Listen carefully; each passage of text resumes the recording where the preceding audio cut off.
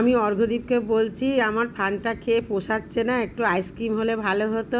অর্ঘ্যদীপ বলছে দাঁড়াও, চিন্তা নেই, তোমাকে ফানটা দিয়েই আইসক্রিম করে দেবো।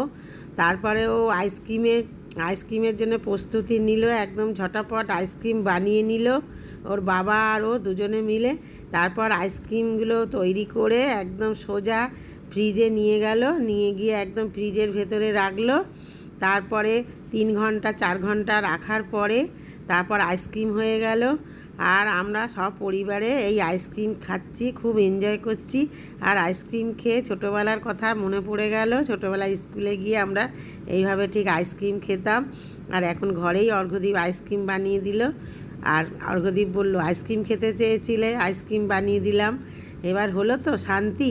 এই গরমে দেখো কি করছি আমরা। আমাদের মতো তোমরাও কি করছো? আর ভালো লাগলে ভিডিওটা অবশ্যই লাইক শেয়ার সাবস্ক্রাইব